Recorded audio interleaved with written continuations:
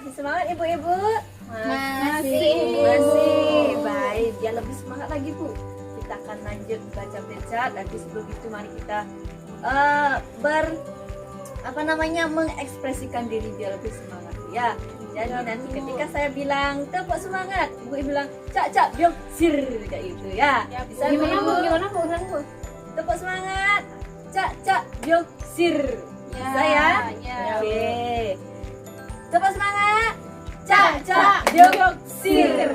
Oke, lagi sekali ibu-ibu. Tepuk semangat, cak biok sir. Oke, bagus ya ibu-ibu. Tepuk tangan buat kita semua. Iya Bu, kayak musir ngantuk gitu, sisir gitu. Ibu Umi lagi ngantuk. Iya Bu, ngantuk banget tadi Nah, Bu. sekarang masih ngantuk Bu? Kayaknya udah berkurang. Udah berkurang ya. Berarti kita lanjut ke Richard Bu ya. Ibu Umi masih fokus Bu? Masih Bu. Masih. Oke. Nah, di sini kita akan membahas mengenai anak istimewa. Nah, pertama itu anak istimewa adalah anak yang membutuhkan perhatian khusus ibu-ibu. Jadi, mengerti ya maksudnya di sini ya? Iya. Jadi anak istimewa itu memerlukan perhatian yang lebih khusus. Ya, jadi beda dengan yang lain Bu. Lebih dikhususkan lagi. Misalkan ketika anak istimewa ini tidak bisa berjalan, tidak bisa melihat, seperti itu, kita perlu memberikan perhatian khusus, memberikan bantuan khusus kepada si anak istimewa ini. Nah, karena dia istimewa, dia perlu perhatian yang istimewa juga ibu-ibu ya. Oke. Nah, yang kedua ibu, mereka memiliki potensi yang dapat dikembangkan. Nah, tadi kan sudah menonton film Getun ibu ya. Jadi meskipun si Getun ini tidak memiliki tangan, tapi dia memiliki potensi dalam diri si Getun ini. Ini bisa belajar, bisa bermain, bisa beraktivitas seperti anak-anak yang lain. Bahkan dia bisa membantu ibunya di rumah, mencuci piring, kemudian menyisir rambutnya sendiri, belajar dan lain sebagainya. Jadi dia masih memiliki potensi diri yang dapat dikembangkan. Dan bahkan ibu ya, tadi di film bisa dilihat itu si Getun ini bisa bermain piano. Nah, itu potensinya dia bisa mengembangkan diri sendiri gitu ya. Jadi contoh yang lain Bu, Ibu Umi misalkan contoh yang lain Bu. Apa Bu? Enggak pernah mendengar. Baik. Nah, Oh iya Bu, contohnya itu. Iya. Tetangga saya ada yang berkebutuhan khusus Bu ya. Jadi dia juga sama kayak Getun Bu. potensinya apa Bu? Potensinya dia bisa cari uang sendiri Bu. Dia kerja dia buruh bisa bangunan kerja, Bu iya. ya. Padahal Oh, kakinya cuma satu Bu, tapi dia bisa. Itu Bu ya, contoh-contoh yang lain itu bisa, bahkan ada yang tidak memiliki tangan dan kaki, tapi anak ini bisa menjadi atlet perenang Ibu itu. Ya, jadi betapa hebatnya mereka ya. Kemudian yang ketiga, mengembangkan potensi yang ada pada anak istimewa. Yaitu yakni dengan mengembangkan potensi itu perlu membutuhkan motivasi. Nah, harus dimotivasi Bu. Jadi jangan sampai dia memiliki down. Ya, semangatnya turun seperti itu. Jadi dia sudah berusaha, akan tetapi di tengah jalan karena suatu dan lain hal itu dia menjadi mengurungkan niatnya untuk mengembangkan potensi yang ada. Jadi kita sebagai orang tua, sebagai orang terdekat itu harus memberikan motivasi bagaimana dia bisa mengembangkan potensi yang ada dalam dirinya ya. Kemudian mereka juga perlu dukungan ya.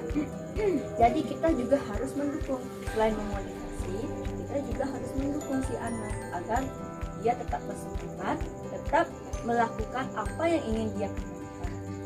Kemudian kasih sayang dan perhatian. Nah, ini penting ibu-ibu. Jadi ketika anak ibu memiliki keterbatasan atau sebagai anak istimewa ini, kita harus memberikan perhatian dan kasih sayang yang penuh terhadap si anak. Ya. Tepuk semangat. Cak jeruk sir. Oke, semua masih fokus ya. Ya Bu. Oke, kita balik ke yang keempat Bu. Nah, anak istimewa itu mudah untuk mendapatkan kekerasan. Jadi perlu dilakukan pencegahan untuk mendapatkan kekerasan ibu-ibu ya. Jadi kenapa bisa demikian? Karena misalnya contoh ini ya, anak yang pakai kursi roda, yang pendidikan istimewa itu biasanya sering dibully ibu-ibu ya, sering dikucilkan, diremehkan. Dibully itu apa, Bu? Dibully itu kayak dicerca Bu, dihina. Oh, Seperti itu Bu ya. Nanti sama teman-temannya. Jadi apa namanya? Itu perlu dilindungi. Seperti itu kita sebagai orang tua itu harus memberikan tadi motivasi, dukungan dan semangat seperti itu Bu ya.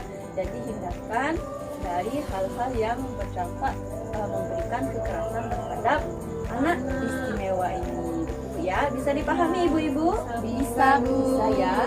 Baik, nah jika ibu-ibu atau di sekitarnya itu mengalami, melihat anak istimewa ini mendapatkan kekerasan atau hal yang tidak baik, itu bisa bisa dilaporkan ke lembaga ini. Lembaga apa saja ibu-ibu?